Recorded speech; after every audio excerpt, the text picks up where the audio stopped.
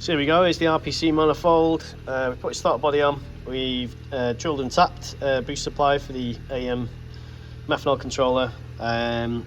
This is the billet rail that you purchased with this, so we've got to take this off.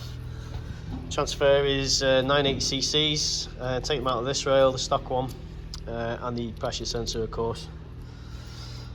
And then put that in. We've got a thermal intake gasket. It's just to stop heat transfer from the cylinder head to this, because obviously metal to metal. And then yeah, we've got a charge pipe because we're putting two 500cc nozzles rather than 1000cc. So yeah, we'll crack on with that tomorrow now because we're losing the light. But yeah, after that, all be ready. And we've got dyno day, so hopefully we should see some really good figures.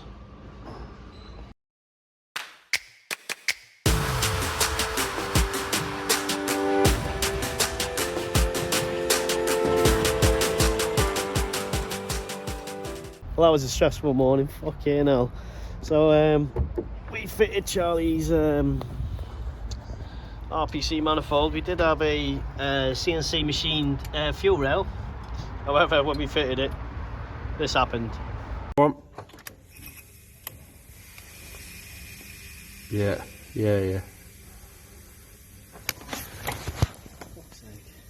Brand spanking new, there's a hairline fracture on the rail. So yes, we are just at Unicorn now. There's a bit of a traffic jam out there at the moment, so we'll just do some dyno checks, pre-dyno checks, and then we'll pop in, speak to Chloe and see where we can get it on. But we have today with us some very special fuel. Whoa. So plenty of meth. We're gonna finish. Here we go, take 3, 4, see what she does.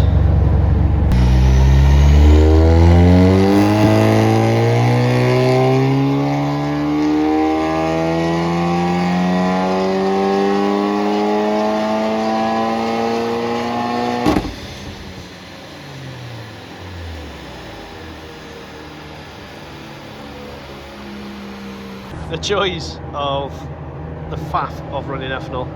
So obviously we're just mixing at the moment, pain in the arse. Anyway, car's just made 622 horsepower just on pump and meth. So let's see what she does on this stuff.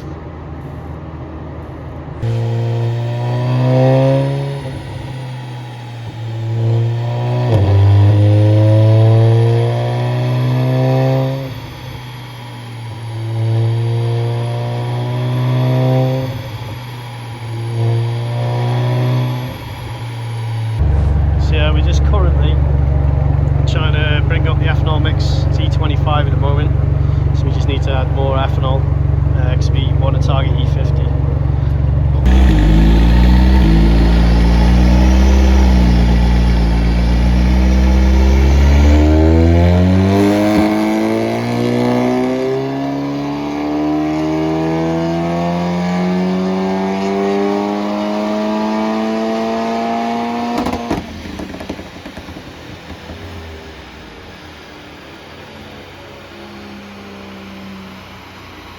Yes, so here we are, Charlie's car.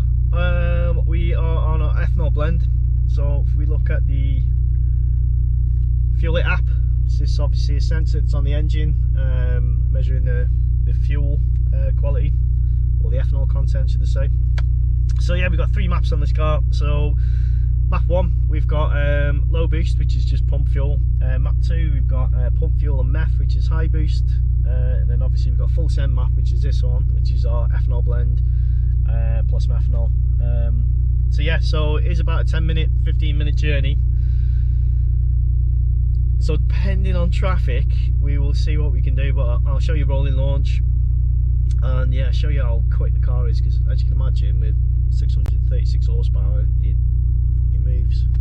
So anyway, let's get this. So we're just waiting for obviously oil temperature to get up. You never want to boot your car until your oil's at least 80 degrees. I mean, ideally 90 degrees, but we have got an oil cooler on this, so it's a struggle to get it to 90 when just driving around. But yeah, I mean, the beauty of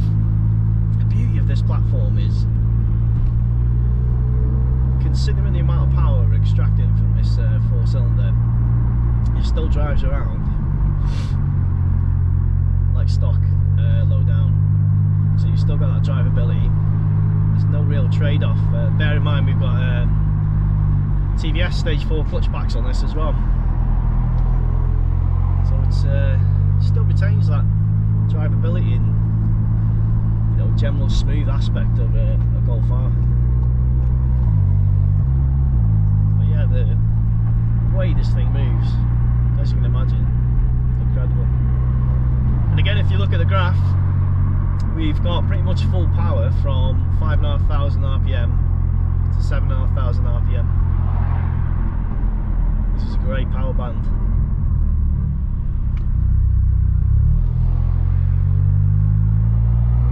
If you imagine when you're wide open throttle, when you're changing gears, it probably drops to about 5.5.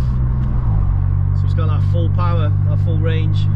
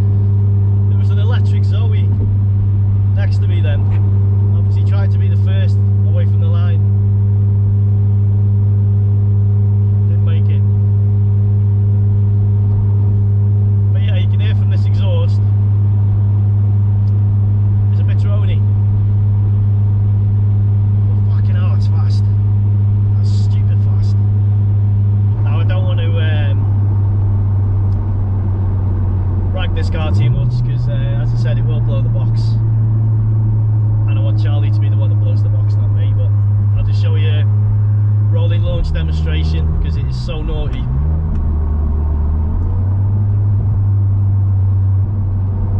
You listen to this.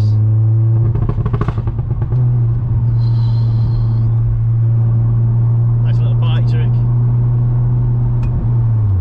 And when we get on the next straight, we'll show you in action.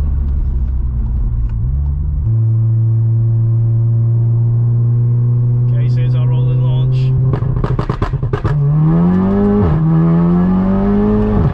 Get out! Oh my god, it makes you wince. I definitely pulled some stupid faces then. Oh, it's so savage.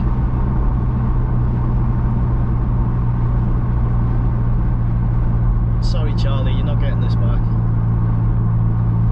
Got testing to do on it.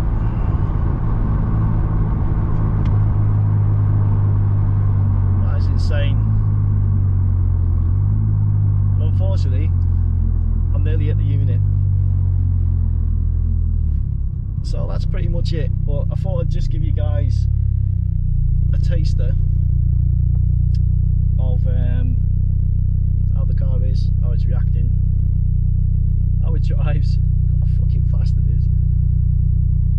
But yeah, we are booked in with, or booking in should I say, with Hampshire Photos, so we'll have a good full video, some outside shots because I know you all like that. But anyway, that is it for now. I'll do a quick walk around of the car and for those of you who don't know the car, I'll show you what spec it is, what it's got, blah blah blah. But anyway, thanks for watching.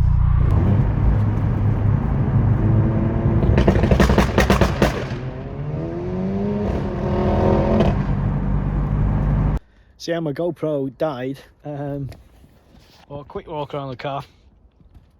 So, those of you who don't know, I had this car pretty much from stock a couple of years ago. We did stage 1, stage 2, did his intercooler, downpipe, exhaust. Then we went stage 3. So initially we fitted a L500 turbo, Turbotech high pressure fuel pump, Walbro low pressure fuel pump. But obviously now, I mean, you could call it stage 11. We've fully built the engine, so it's fully built. We've got a Built bottom end with ACL race bearings, PEC I-beam rifle drill rods, Vosner 83mm pistons with a 23mm wrist pin. In the top we got Supertech valves, so exhaust, intake, springs, retainers, ported and polished cylinder head, so ported intake, ported and polished exhaust right down to the valve seats. We've also opened up the exhaust housing by 3mm circumference. Then we fit the Technics V5 turbo, fucking mega turbo then, mega turbo. Methanol injection, so we've got the AEM V3 kit. We've got two nozzles, two 500C nozzles in the charge pipe. RPC intake manifold, which obviously does away with the swirl flaps, so the separators we've taken out of the intake, so it is just free flowing. And then on the track slag we put a Scorpion 3.15 inch full system, which is there. And then obviously we've got our methanol injection. We are running E85 fuel blend, or C85 fuel blend should we say. Well, that's what I was going to show you, the PM4 by Turbotechnics controller. So we got flexible fuel sensor by Berger Motorsports to give us our ethanol rating. I am rushing this because he's on his way to pick it up. Behind here you can't really see it, but just there we've got our PM4 fuel controller. For those of you who know, when you upgrade the fuel pump on these, because you're running a larger fuel pump, the stock fuel controller can have issues, especially at this power. So you need an external fuel pump, because the pumps themselves will draw more current than the stock circuit can handle. So you either overheat your fuel controller, or you'll just melt wires and blow fuses all the time. So the Turbotechnics PM4, we actually replace the stock fuel controller, and that's rated to 40 amps, so we can get all the requests from that pump we need. But yeah, what a weapon! She is so fast, incredibly fast. Oh yeah, we also did the racing line 4 pots on this. We didn't go 6 pots, 4 pots are enough. I mean 6 pots and 8 pots really are a bit overkill on these cars. I mean they're 1400 kilos, so it's not a massively heavy car. And then to finish it off, obviously the forge intake. I rate these as the best intake for this platform. Reason being, it's fully closed in here, it's real carbon. It's not like the R600, they're just really plastic tacky. I hate them. I absolutely hate them, just because when you're taking them off and on, you know, the screws foot the plastic thread up if you're not careful. They just look tacky, to be honest. But this looks really nice. Does a really good job. We've got a cotton filter in here, very important. You have cotton, not foam. But yeah, what a result. Sorry, I'm trying to do this whilst holding my phone. It's a bit awkward, but what a result. So Charlie's on his way to pick this up. We've obviously had a good blast in it, good check. Did some logs, so it doesn't pull ignition whatsoever. On the rolling launch, the eagle-eyed people might have heard it misfiring as we went up the road. So rolling launch, basically at the press of the cruise control button, it's retarding ignition.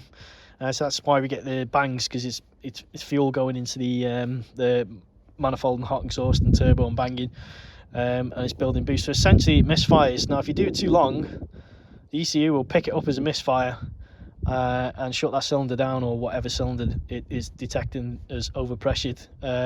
More so because we got methanol injection here. Now this controller, it's a fairly primitive controller on the AEM V3, so it runs off boost. So it gets boost pressure from here, and it will ramp up the injection amount by whatever boost is running through the turbo. So what happens when we retard the timing, and we're building boost in the turbo, is this starts firing methanol in. Whereas if you've got the Aqua Mist kits, which are a bit more expensive, but they run off injected duty cycle. So I don't think you'd have the same issue with an Aqua Mist. Could be wrong, but mostly the EPC light is down to methanol being fired in when the car doesn't need it, so you get cylinder overpressure. But yeah, so there's not any issues with the engine and that. It's just something that needs tweaking, or possibly a better methanol delivery system. But anyway, yeah, he's on his way, and I can hear a car behind me. I'm pretty sure that's him. So like always, guys, if you're new to the channel, please like and subscribe. Helps me massively, and I'll see you in the next one. There he goes, 640 horses. Hey, your graph's in the glove box. What do you have to give that back? I was having fun in that. How about on with the next one?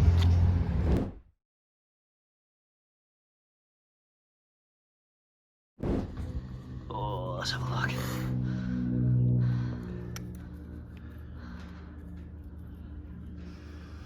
There's a snag there, isn't it? Nice, isn't it though? Bit cocked over, isn't it? Yeah.